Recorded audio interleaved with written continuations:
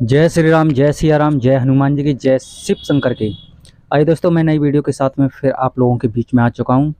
और कि आज रास्ते से होकर के हमारे आचार्य जी जा रहे थे, मैंने उन्हें बुला करके फिर आप लोगों के बीच में इन्हें लेकर के आ गया हूं। और कि ये बहुत अच्छे हमारे पंडित जी हैं। ये सत्यनारायण की कथा जब भी हम कराते हैं तो इन्हीं से कराते हैं, और ये इन्हें बहुत अच्छा ज्ञान बयान है और बहुत अच्छी बात भी बताते हैं। जो बात होती है वो सटीक ही बात बताते हैं। तो आपके परिवार के ऊपर हनुमान जी की कृपा बनी रहे। मैं अपने इष्ट से यही कामना करता हूँ, आपका परिवार मंगल में हो और सुख शांति प्रदान करें, और आपके इष्ट की कृपा हमेशा आपके ऊपर बनी रहे। तो मैं आज इनसे बात करने वाला हूँ कि जो हनुमान चालीसा के अंदर एक चौपाई दी हुई है, अष्ट सिद्धि नव निधि के दाता असवर दीन जानकी माता, यानी कि इस चौपाई का क्या महत्व है। क्योंकि 8 सिद्धि अपने आप में क्या हैं और नवनिधि हैं वो क्या हैं। तो मैं आचार्य जी से, जो कि हमारे आचार्य हैं राजकुमार गौड़ जी, हमारे गांव के पास में ही, थोड़ा दूर गांव है इनका, और ये हर बात, एक जो भी बात बताते हैं वो सटीक होती है, और उपाय भी बहुत अच्छे बताते हैं। हमें भी उपाय बताए हैं, कई बार हमें भी परेशानी हुई, दिक्कतें हुई, तो इन्होंने जो भी बात बताते हैं वो बिल्कुल सही बताते हैं। और ये बहुत ही अच्छे आचार्य हैं। क्योंकि इस दुनिया में हर लोग, जैसे कि बहुत से ज्योतिषी हो गए, आचार्य लोग हो गए, बहुत से नहीं होते सही, मगर ये बहुत अच्छे हैं। तो इनके मुंह से जानना चाहता हूँ कि अष्ट सिद्धि नवनिधि के दाता असवर दीन जानकी माता, इस चौपाई का क्या महत्व है, ये क्या होती हैं। तो पंडित जी राम राम। श्री राधे राधे। और सभी लोगों के लिए राम राम जी। और कि हमारे पंडित जी बताने के लिए जा रहे हैं। चौपाई आपने बहुत सुंदर बोली। अष्ट सिद्धि नव निधि के दाता असवर दीन जानकी माता, बहुत सुंदर चौपाई है। और इन अष्ट सिद्धियों तथा नव निधियों का हनुमान चालीसा में ही नहीं, ब्रह्म वैवर्त पुराण में भी इसका विशेष रूप से वर्णन मिलता है। अब आपको ये अष्ट सिद्धियां कौन सी हैं, पहले तो हमें ये जानना पड़ेगा। अगर इसका अर्थ भावार्थ जानना चाहते हैं तो ये अष्ट सिद्धियां कौन कौन सी हैं तथा नौ निधि कौन कौन से हैं। तो सबसे पहले ले लेते हैं अष्ट सिद्धि। सबसे पहले जो सिद्धि रहती है प्रथम, वो अणिमा नाम से है। यह का क्या कार्य करती है कि पहला, कि शरीर को छोटा घटाने के रूप में इस सिद्धि का विशेष रूप से महत्व दिया जाता है। ब्रह्म वैवर्त पुराण में साफ साफ दिया गया है, हनुमान चालीसा व ब्रह्म वैवर्त पुराण में जी। तो यानी कि अणमा सिद्धि आपकी केवल छोटा स्वरूप बनाने हेतु तो इसका प्रयोग किया जाता है। दूसरे नंबर पर जो सिद्धि आती है इनकी, वो है सिद्धि के ही नाम से जी। और यह सिद्धि शरीर को बड़ा करने का महत्व रखती है जी। कोई भी, हम किसी भी शरीर को, मनुष्य हो या कोई भी जीव जंतु हो, उसका कोई भी शरीर जो है हम उसे बड़ा या छोटा कर सकते हैं।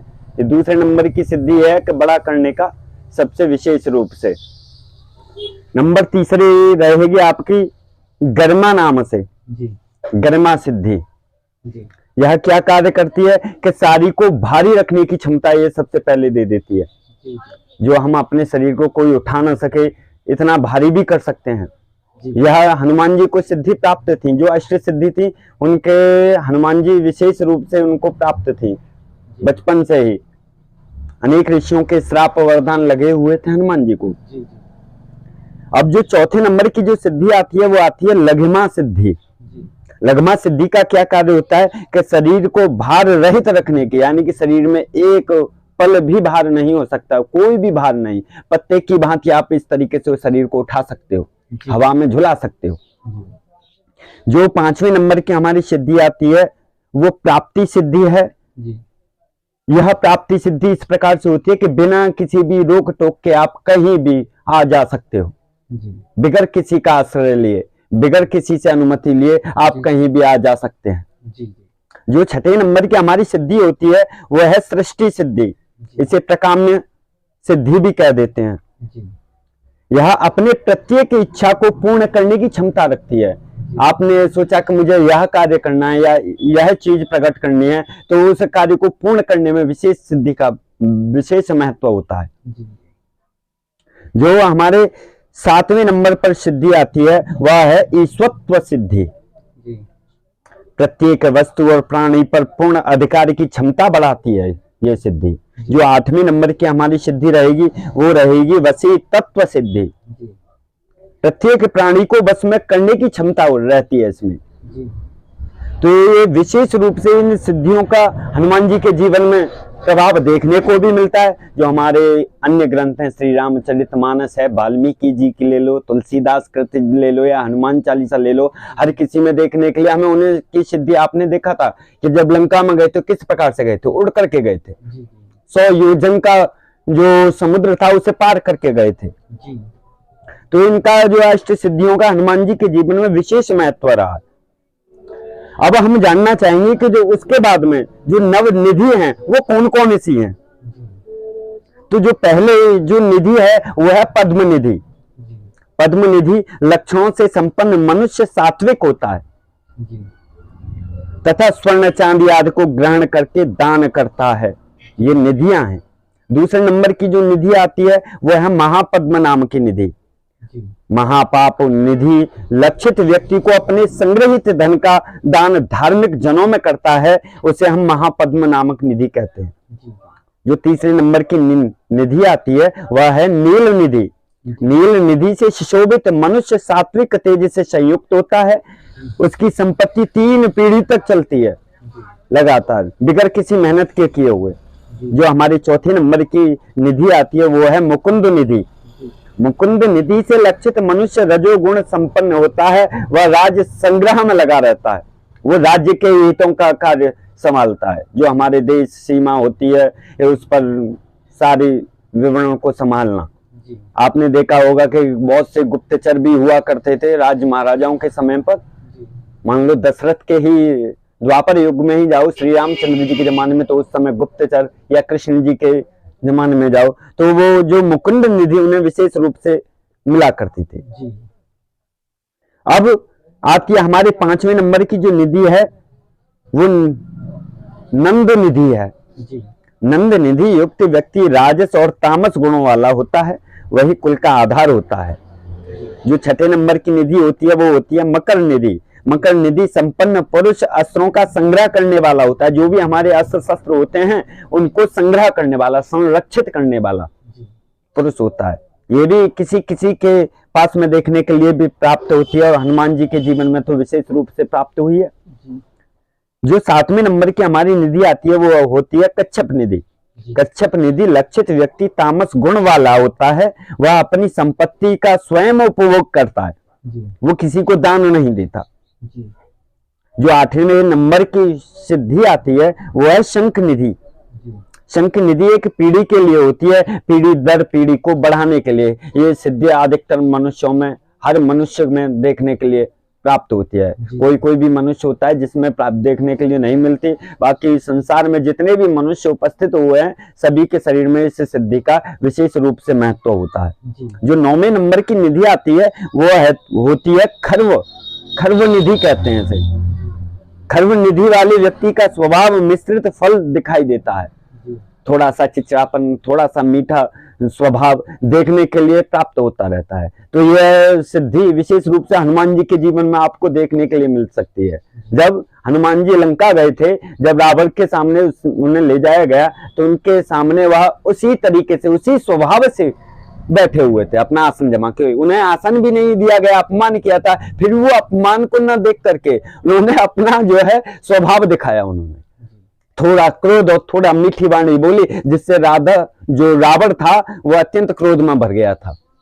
तो ऐसी बहुत सारी सिद्धियां। तो अष्ट सिद्धि नवनिधि के दाता, ये 8 सिद्धि और 9 निधि इसी प्रकार की सिद्धियां हैं जो हनुमान जी को प्राप्त थी। इसे आप या तुम सभी लोग इसे प्राप्त भी कर सकते हैं जी। तो इसके लिए हम आपको आगे किसी भी समय पर बताएंगे। अच्छा जी, जो ये हमारे पंडित जी ने बताया कि अष्ट सिद्धि और नवनिधि इस प्रकार से होती हैं और आपके समझ में भी आ गया होगा। और कि अष्ट सिद्धि नवनिधि जो हनुमान जी के भक्त होते हैं वो किसी भी भक्त को दे सकते हैं। तो मैं इनसे जानना चाहता हूं कि वो जो कि हनुमान जी के बहुत सारे भक्त हैं, ज़्यादा तरीके से हनुमान जी के इस भारतवर्ष में हनुमान जी के भक्त ज़्यादा से ज़्यादा भी हैं और उनके मंदिर भी बहुत ज़्यादा हैं। तो मैं ये जानना चाहता हूं कि पंडित जी से कि जो अष्ट सिद्धि हैं वो हर अष्ट सिद्धि में से किसी भी सिद्धि को हर वक्त को देते हैं या जी। कि कुछ पहचान करके देते हैं, इसका कारण क्या है मैं जानना चाहता हूँ। देखो, हमारे शास्त्रों में जो भी हमारे प्राचीन शास्त्र हैं उनमें सब पहले से ही यह सब कुछ लिखा हुआ है।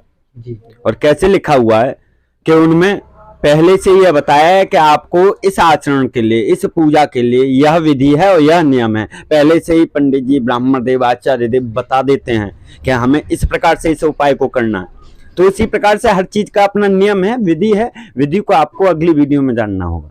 देखिए, आपने ये बोला कि हमारे जो आचार्य लोग हैं, जी। ज्योतिषी हैं, वो जी, नियम पर जो भी है बता देते हैं। जी बहुत से लोग जाने में डरते हैं कि यार पता नहीं पैसे मांगेंगे जब जा करके ये बताएंगे। जी वो खुद अपने आप करना चाहते हैं, उन्हें कोई विधान नहीं पता, वो अचानक से पूजा पाठ करते हैं, तो उनकी पूजा पाठ सफल होती है या नहीं होती है?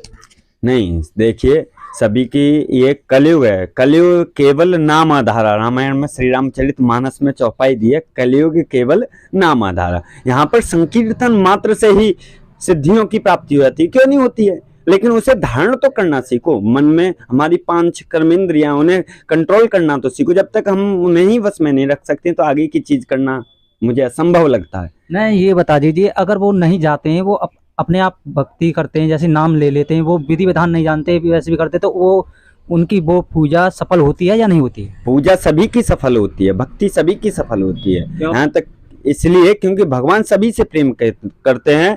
भगवान का अर्थ होता है वो केवल भाव के भूखे होते हैं। वो हर प्रकार से, अगर आपकी इच्छा है कि मुझे सिद्धि प्राप्त हो, तो वो तुम्हारे उस कर्म के अनुसार तो सिद्धि आपको प्रदान करेंगे, उससे पहले नहीं कर सकते। आपका भाव है भगवान के चरणों में समर्पित रहने का, तो वो उसी भाव से आपको दिखाएंगे। जी, तो जैसे कि जो अगर शिव जी के भक्त हो गए या राम जी के, किसी भी देवी देवता के भक्त हो गए, तो वो घर पर ही पूजा पाठ करते हैं, तो उन्हें एक बार कहा जाता है कि एक बार हफ्ते में उन्हें मंदिर जाना जरूर जाना चाहिए। तो इसका कारण क्या है, क्यों जाना चाहिए, इसके बारे में थोड़ा भी बता दीजिए। देखिए, मंदिर हमें इसलिए जाना चाहिए, इसका विशेष महत्व होता है हमारे जीवन में। जो हमारे जीवन में कभी कभी आपने देखा होगा चिड़चिड़ापन या वैसी घर के चिड़चिड़ापन से या अन्य कष्टकारी जो होते हैं, उनके लिए हमें मंदिर जाना चाहिए। जो हमसे नकारात्मक शक्तियों के संपर्क में रहते हैं, मंदिर जाने से उन शक्तियों से हम अलग हट जाते हैं, हमें सकारात्मक शक्ति प्राप्त हो जाती है।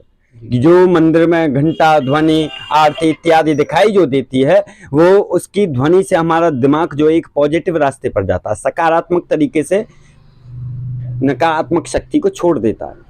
देखिए जी, हमारे आचार्य जी राजकुमार गौड़ जी ने बहुत ही अच्छी बात बताई, और इसी तरीके से मैं इन्हें लाता रहूँगा आप लोगों के बीच में, और अन्य लोगों से भी मैं मिलूँगा, आचार्य लोगों से जो हनुमान भक्त हैं, सभी लोगों से मैं मिलता रहूँगा, और इसी तरीके से आप लोगों के बीच में बात रखता रहूँगा। क्योंकि मंदिर जाने का बहुत बड़ा विशेष कारण है, इस पर भी मैं एक दिन खास करके वीडियो जरूर बनाऊंगा कि क्यों मंदिर एक बार हफ्ते में क्यों जाना चाहिए, इससे क्या आपको लाभ मिलता है। मैं इन्हीं से बात करूंगा और यही बताएंगे आपको क्या मिलेगा। क्योंकि वीडियो ज़्यादा लंबी हो जाएगी, इसलिए हम ये इस पर ज़्यादा चर्चा नहीं करेंगे, मगर हफ्ते में एक बार मंदिर जरूर जाया करो।